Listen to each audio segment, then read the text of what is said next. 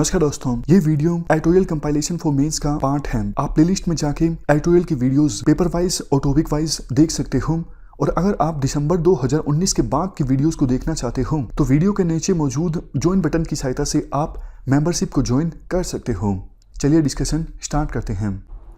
आप ये बताइए आज एप्टीट्यूड का क्या मतलब होता है एवं एप्टीट्यूड एंड एटीट्यूड के बीच में क्या डिफरेंस होता है।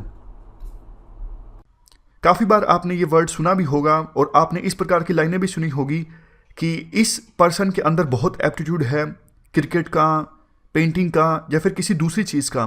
तो मतलब आखिरकार है क्या एप्टीट्यूड का। देखो, एप्टीट्यूड का सिंपल मतलब है एबिलिटी टू डू समथिंग, यानी कुछ करने की क्षमता। एप्टीट्यूड रिप्रेजेंट करता है फ्यूचर पोटेंशियल को, फ्यूचर पोटेंशियल को शो करता है एप्टीट्यूड। मतलब जब हम ये कहते हैं कि सुनील के पास अच्छा एप्टीट्यूड है सिविल सर्वेंट बनने का, तो इसका क्या मतलब है। इसका मतलब देखो ये है, सुनील एक अच्छा सिविल सर्वेंट बन सकता है, यानी उसके पास एक नेचुरल एबिलिटी है सिविल सर्वेंट बनने की। लेकिन देखो एक बात हमेशा याद रखना, सिर्फ एप्टीट्यूड से काम नहीं चलता है।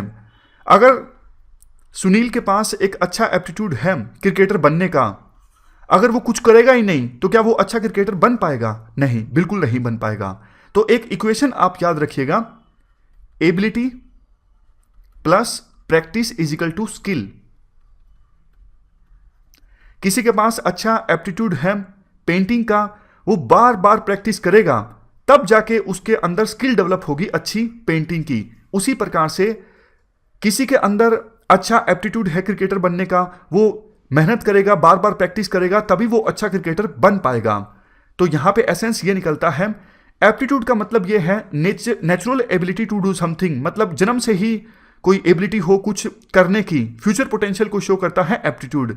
जबकि एप्टीट्यूड प्लस प्रैक्टिस होगा तभी स्किल डेवलप होगी उस पर्सन के पास।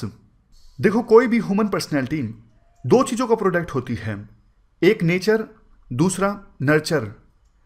नेचर मतलब जो हमने डिस्कस किया, जो चीज़ नेचुरल होती है, किसी में जन्म से होती है, जेनेटिक होती है। जैसे बहुत सारे पर्सन्स ऐसे होते हैं जिनके अंदर मैथ का एप्टीट्यूड होता है, यानी नेचुरल एबिलिटी होती है उनके अंदर मैथ के क्वेश्चंस को सोल्व करने की। अब दूसरी चीज़ है नर्चर। नर्चर मतलब एटीट्यूड। देखो, बहुत सारे persons, for example mister A हैं, मिस्टर ए के अंदर नेचुरल एबिलिटी नहीं है मैथ के क्वेश्चंस को सोल्व करने की, लेकिन मिस्टर ए के घर में भाई बहन, माँ बाप, सबका मैथ अच्छा है और बहुत ज़्यादा उनके घर में मैथ की प्रैक्टिस भी होती है। तो उनके साथ रह रह के ए ने भी बहुत कुछ सीखा, ए ने भी बहुत कुछ प्रैक्टिस की, तो अब ए का भी मैथ अच्छा हो गया है। तो मिस्टर ए ने अपना मैथ अच्छा किया सोशलाइजेशन की सहायता से, मेहनत करके। देखो, एक कोट आपने सुना होगा, ये कोट दोनों चीज़ों को क्लैरिफाई कर देगा। Hard work beats the talent when talent doesn't work hard.